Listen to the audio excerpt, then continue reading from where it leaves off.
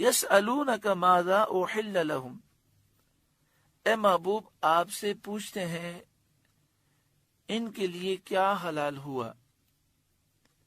قل احل لکم الطیبات، آپ فرما دیجئے کہ حلال کی گئیں تمہارے لیے پاک چیزیں۔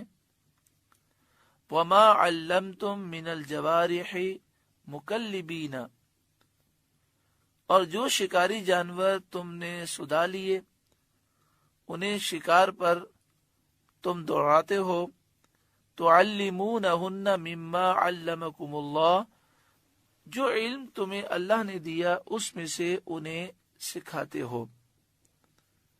فَكُلُوا مِمَّا أَمْسَكْنَا عَلَيْكُمْ، تو کھاؤ اس میں سے جو وہ مار کر تمہارے لیے رہنے دیں۔ وَاذْكُرُوا اسْمَ اللَّهِ عَلَيْهِ، اور اس پر اللہ کا نام لو۔ شرعی مسئلہ یہ ہے کہ جن کی حرمت قرآن، حدیث، اجماع اور قیاس سے ثابت نہیں وہ حلال طیب ہیں۔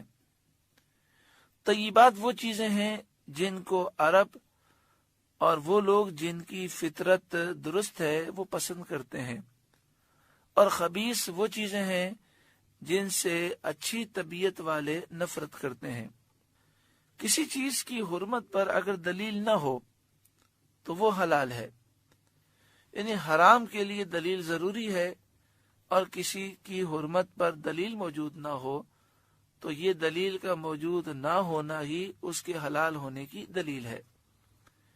یہ آیت عدی بن حاتم اور زید بن محلحل کے حق میں نازل ہوئی، جن کا نام رسول کریم صلی اللہ علیہ وآلہ وسلم نے زید الخیر رکھا تھا۔ ان دونوں صاحبوں نے عرض کیا، یا رسول اللہ صلی اللہ علیہ وسلم، ہم لوگ کتے اور باز کے ذریعے شکار کرتے ہیں، تو کیا ہمارے لیے حلال ہے؟ اس پر یہ آیت کریمہ نازل ہوئی، وما علمتم من الجوارح، جو شکاری جانور تم نے سدا لیے، یعنی جن کو تم نے ٹرین کر لیا، مکلبین، اس حال میں کہ تم انہیں شکار پر بھیجتے ہو، تعلمونہن مما علمکم اللہ، جو علم تمہیں اللہ نے دیا اس میں سے ان جانوروں کو سکھاتے ہو۔ فَكُلُوا مِمَّا أَمْسَكْنَا عَلَيْكُمْ، تو کھاؤ اس میں سے جو وہ مار کر تمہارے لیے رہنے دیں۔ وَاذْكُرُوا اسْمَ اللَّهِ عَلَيْهِ، اور اس پر اللہ کا نام لو۔ اب یہ شکاری جانور چاہے درندے ہوں، مثلا کتے، چیتے، ان کے ذریعے شکار کیا جائے، یا شکاری پرندے ہوں، باز، شاہین وغیرہ، جب انہیں اس طرح سدا لیا جائے، اس طرح ٹرین کر دیا جائے کہ جو شکار کریں اس میں سے نہ کھائیں، اور جب شکاری ان کو چھوڑے تب شکار پر جائیں، اور جب بلائیں واپس آ جائیں۔ لیکن تین چیزیں ہیں، ایک تو یہ کہ وہ اتنا ٹرین ہو، جب اسے شکار پر چھوڑے تو وہاں جا کر صرف شکار پر حملہ کرے، اس میں سے کھائے نہیں۔ دوسرا یہ کہ شکاری کی اجازت کے بغیر شکار پر نہ جائے، جب شکاری ان کو چھوڑے تو وہ شکار پر حملہ کریں۔ تیسری چیز کہ اگر راستے میں سے بھی اگر شکاری بلا لے تو جب شکاری واپس بلائے تو اتنے تربیت یافتہ ہوں کہ فوراً واپس آ جائے۔ یہ تینوں چیزیں پائی جائیں تو ایسے شکاری جانوروں کو معلم کہتے ہیں، ان کا شکار حلال ہے۔ اس آیت سے چند مسائل ثابت ہوئے، جس کا خلاصہ یہ ہے کہ جس شخص نے کتا یا کوئی شکاری جانور شکار پر چھوڑا تو اس کا شکار چند شرطوں سے حلال ہے۔ نمبر 1، شکاری جانور مسلمان کا ہو اور سکھایا ہوا ہو۔ اگر کافر کا ہوگا تو حلال نہیں ہوگا۔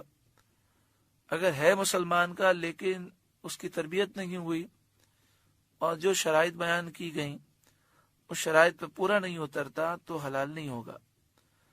نمبر 2، اس نے شکار کو زخم لگا کر مارا ہو، یعنی وہ اس پر اس طرح حملہ کرے کہ شکار پر زخم لگائے۔ نمبر 3، شکاری جانور بسم اللہ اللہ اکبر پڑھ کر چھوڑا گیا ہو۔ نمبر 4، اگر شکاری کے پاس شکار زندہ پہنچا ہو، شکاری جانور نے حملہ کیا اور جو شخص شکار کرنے والا ہے وہ اس شکار پر، یعنی جو جانور شکار کیا گیا ہے اس تک یہ پہنچ جائے اور وہ ابھی زندہ ہو، تو اس کو بسم اللہ اللہ اکبر کہہ کر ذبح کرنا ضروری ہے، اور اگر اس کے پہنچنے سے پہلے مر گیا تو وہ حلال ہے۔ اگر ان شرطوں میں سے کوئی شرط نہ پائی گئی تو حلال نہ ہوگا۔ مثلا اگر شکاری جانور معلم سکھایا ہوا نہ ہو، یا اس نے زخم نہ لگایا ہو شکار پر، یا شکار پر چھوڑتے وقت بسم اللہ اللہ اکبر نہ پڑا ہو، یا شکار زندہ پہنچا ہو اور شکاری نے اس کو ذبح نہ کیا ہو، یا تربیت یافتہ شکاری جانور کے ساتھ غیر معلم، غیر تربیت یافتہ جانور بھی شکار میں شریک ہو گیا ہو، یا ایسا شکاری جانور شریک ہو گیا ہو جس کو چھوڑتے وقت بسم اللہ اللہ اکبر نہ پڑھا گیا ہو، یا وہ شکاری جانور مجوسی کافر کا ہو، ان سب صورتوں میں وہ شکار حرام ہوگا۔ تیر سے شکار کرنے کا بھی یہی حکم ہے۔ اگر بسم اللہ اللہ اکبر کہہ کر تیر مارا اور اس سے شکار زخمی ہو کر مر گیا تو حلال ہے، اور اگر صرف زخمی ہوا ہے ابھی مرا نہیں اور شکاری نے اسے پا لیا تو اس کو بسم اللہ اللہ اکبر پڑھ کر ذبح کرے۔ اگر اس پر بسم اللہ نہ پڑی، یا تیر لگنے سے زخم نہ لگا، یا زندہ پانے کے بعد اس کو ذبح نہ کیا، ان سب صورتوں میں وہ جانور حرام ہو جائے گا۔ یہ چند مسائل وہ بیان کیے گئے جو اس آیت کریمہ کی تفسیر کو سمجھنے کے لیے ضروری ہیں۔ ہو سکتا ہے بہت سے مسئلے ہمارے بھائیوں اور بہنوں کو سمجھ نہ آئے ہوں، لیکن اتنا تو ضرور سمجھ گئے ہوں گے کہ تیر سے شکار کرنے کے اور شکاری جانور چھوڑ کر شکار کرنے کے چند مسائل ہیں۔ کوئی شخص یہ کام کرنا چاہتا ہو وہ کسی سنی صحیح العقیدہ مفتی سے رجوع کر کے سارے مسائل سمجھ لے۔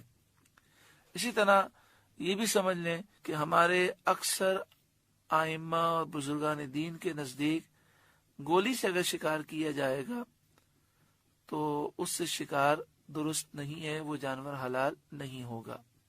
گولی سے یا پتھر سے یا ایسی چیز سے جس میں دھار نہ ہو، اور اگر صرف زخمی ہوا ہے ابھی مرا نہیں اور شکاری نے اسے پا لیا تو اس کو بسم اللہ اللہ اکبر پڑھ کر ذبح کرے۔